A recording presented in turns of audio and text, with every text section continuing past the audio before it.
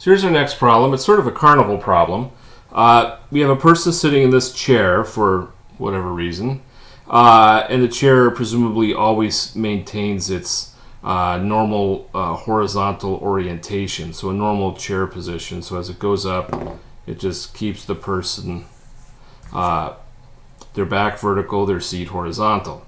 All right, but currently 10 meters out to the person, so they're getting quite a ride. It's at 45 degrees, and we're told the following. The person, we're told it's a man, okay, fine. Velocity is 6 meters per second, so that would be going like so, and the tangential acceleration is 0.5 meters per second.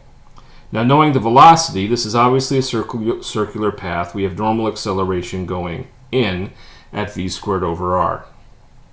All right, we're asked to find, to make this motion happen, what are the forces, reactions, on the person in the chair. So there would be a force through the seat and a force through the back. We're going to find them.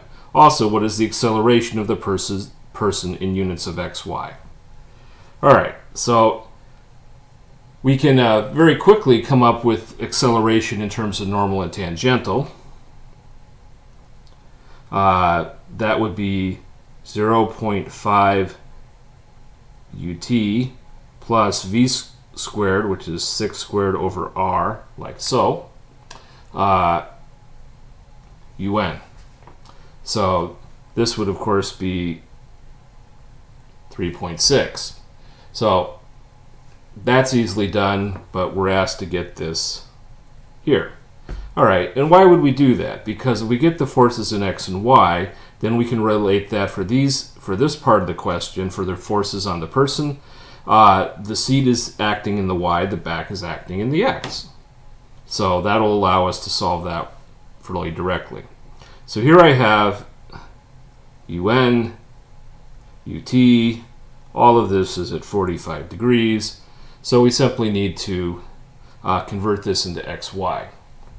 All right, so acceleration then is still 0.5. And now, what is ut? Well, it's negative x plus y, so minus 0.7071, say x, or 0.707, wouldn't really scream either way, plus 0.7071 y, plus 3.6 un. What is un? It's negative x, negative x, negative y. So minus 0.7071 x minus 0.7071 y. So there we have that. Now we simply need to do a little math, and we would come up with the following.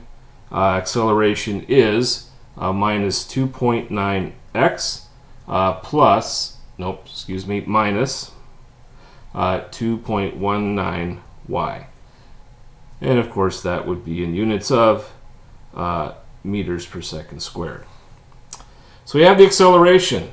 Now we're in a position to evaluate the forces on the person. All right, so there'll be a force Ry through here, Rx going through there, and gravity is of course on this person. They're 75 kilograms, so that's 75 times 9.81. Some forces.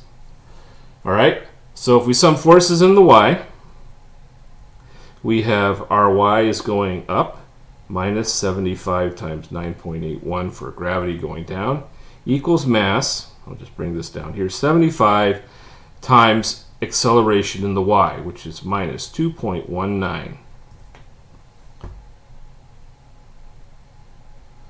Okay, and so we're left with our y solving is 571.5 newtons. Summing in the x, not very exciting. We have minus Rx equals 75. Acceleration is minus 2.9. We get Rx, let's vectorize this, is minus 217.5 newtons x. We'll vectorize this one and just put in the y. And there we have it. If you write the whole reaction, we can just write this.